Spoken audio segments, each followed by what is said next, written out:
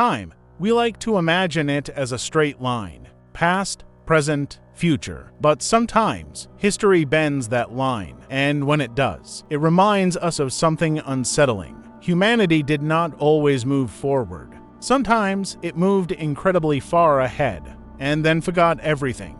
The Antikythera Mechanism is proof of that moment. The year is 1900. The Aegean Sea. Sponge divers from the island of Simi are forced off course by a storm. They anchor near the island of Antikythera. When they descend beneath the waves, they see something extraordinary. On the seabed, bronze statues, marble figures, horses frozen in motion, amphorae scattered across the sand, and the remains of a Roman ship. This was not just a cargo vessel, it was a capsule of ancient knowledge. The statues are recovered. Newspapers celebrate the discovery. The world admires the art. But one object is ignored. Rusty, broken, unremarkable. No one pays attention to it, because no one expects a machine from the ancient world. That assumption would become one of history's greatest mistakes. The year is 1902. Inside the National Archaeological Museum in Athens, an archaeologist notices something strange. Embedded in the corroded metal, a gear, not decoration,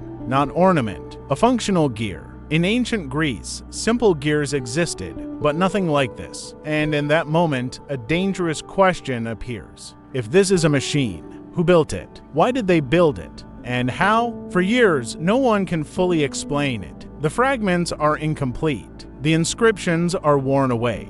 The wooden casing has vanished. Some say it is a clock. Others think it is a navigational tool. Some dismiss it entirely. None of the answers fit, until modern science intervenes. In the 1950s, scientists began scanning the fragments with X-rays. For the first time, the interior becomes visible. What they see is astonishing. Interlocking gears, complex ratios, differential mechanisms. This is not accidental craftsmanship.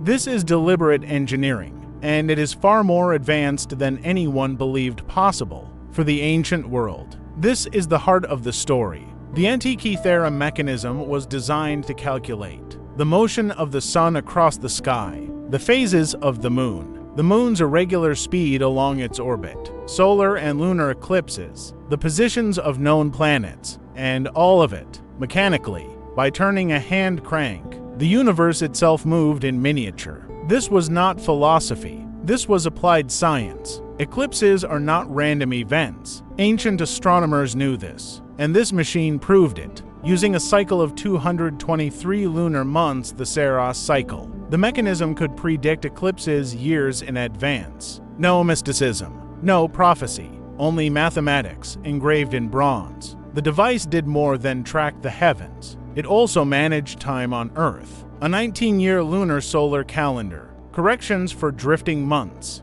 and remarkably, the cycle of the ancient Olympic Games, astronomy, timekeeping, culture, all combined into a single device. Here is the part that changes everything. This technology is believed to date to the 1st or 2nd century BCE, yet devices of comparable mechanical complexity would not appear again in Europe until the late Middle Ages, a gap of nearly 1,500 years. What does that mean? Either the ancient world was far more technologically advanced than we ever imagined, or we lost knowledge on a massive scale. Perhaps it was the work of a single workshop, perhaps a tradition that never spread, or perhaps history simply erased it. We don't know. But one truth remains. Knowledge is fragile. If it is not recorded, not shared, not preserved, it vanishes. Today, the Antikythera Mechanism rests in Athens. Silent, fragmented,